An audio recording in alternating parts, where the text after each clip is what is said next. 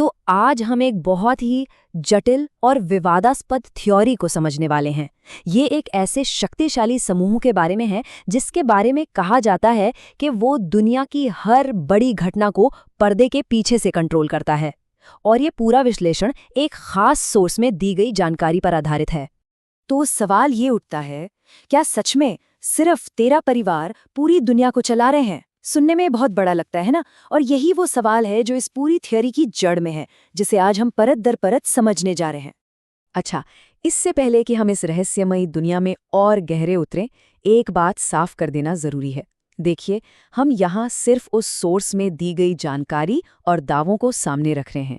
हमारा काम इन बातों को सही या गलत ठहराना नहीं है, बल्कि उन्हें वैसे का वैसा पेश करना है, ताकि सब अपनी समझ खुद बना सकें। तो चलिए अब सीधे इस थ्योरी के दिल में उतरते हैं।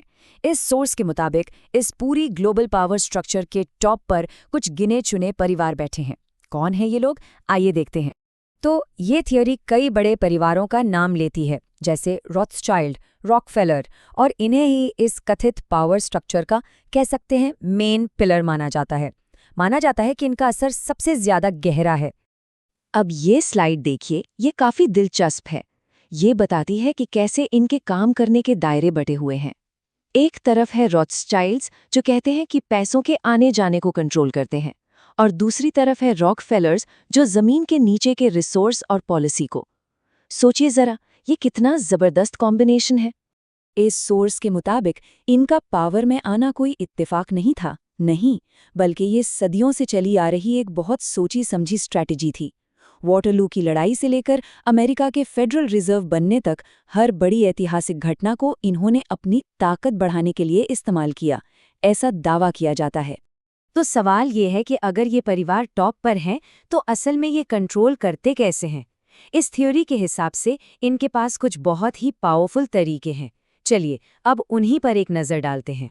ये थ्योरी दावा करती है कि ये जो बड़े बड़े इंटरनेशनल ऑर्गेनाइजेशंस हैं, जैसे यूनाइटेड नेशंस, वर्ल्ड बैंक या WHO, ये सिर्फ भलाई के लिए नहीं बनाए गए थे, बल्कि इन्हें डिज़ाइन ही इसलिए किया गया था ताकि दुनिया की राजनीति, पैसा और सेहत पर कंट्रोल एक जगह इकट्ठा हो सके। और ये स्लाइड ये उस मेन स्ट्रैटेजी को दिखाती है जिसके इस्तेमाल का इन पर आरोप लगता है। इसे कहते हैं प्रॉब्लम रिएक्शन सॉल्यूशन। मतलब पहले एक प्रॉब्लम खड़ी करो, फिर लोगों को डराओ। जब लोग डर कर कोई हल मांगने लगें, तो अपना पहले से तैयार किया हुआ सॉल्यूशन सामने रख दो, एक ऐसा सॉल्यूशन जो असल में इनके अपने एजेंडे को आगे बढ़ाता है। और अब ये थ्योरी एक ऐसा मोड़ लेती है जो शायद किसी ने सोचा भी नहीं होगा, बहुत ही कंट्रोवर्शियल। अब बात होगी इन परिवारों की असलियत के बारे में, और ये दावे सच में चौंकाने वाले हैं। सवाल सीधा है, क्या ये परिवार इंसान है? सोचिए, ये एक ऐसा सवाल है जो इस पूरी थ्योरी को किसी साइंस फिक्शन कहानी जैसा बना देता है। और सोर्स इस सवाल से भागता नहीं है, बल्कि एलियन शब्द की दो बहुत ही अलग और हैरान करने वाली मतलब बताता है। तो सबसे बड़ा सवाल यही है, क्या ये एलियन शब्द सिर्फ एक तरह का मुहावरा है उनकी क्रूरता और ऐसी प्लानिंग के लिए जो इंसानों की समझ से बाहर है, या क्या ये एक सीधा दावा कि एक पुरानी गैर इंसानी नस्ल हमारी दुनिया को कंट्रोल कर रही है? ये थियरी कहती है कि ये ग्रुप सिर्फ पैसे और ताकत का खेल नहीं खेलता, नहीं, ये लोग सिंबल्स यानी प्रतीकों की एक सीक्रेट भाषा का भी इस्तेमाल करते हैं।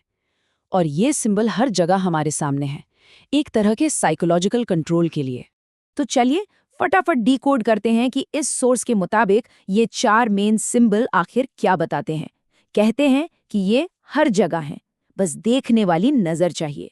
सबसे पहले है सब कुछ देखने वाली आंख। ये सिर्फ एक डिजाइन नहीं है, इस सोर्स के मुताबिक ये इस बात का सिंबल है कि सब पर नजर रखी जा रही है, हर एक हरकत पर।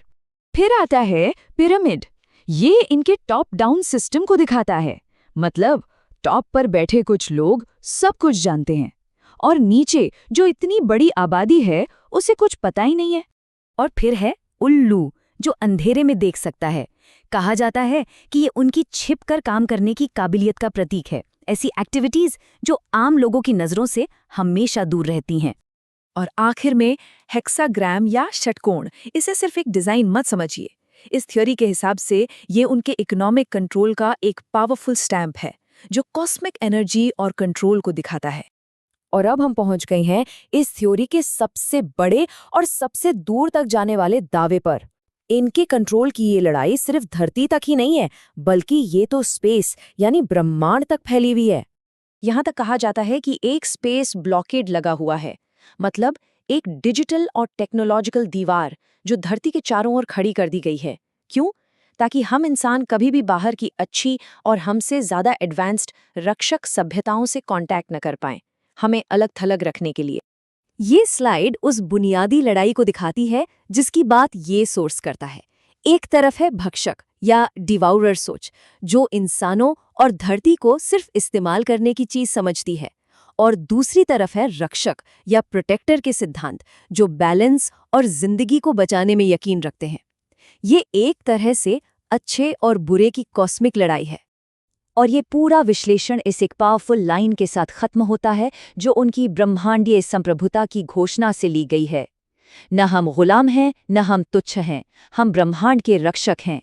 ये लाइन इंसानों को एक विक्टिम की तरह नहीं, बल्कि एक गार्डियन की तरह देखने की बात करती है।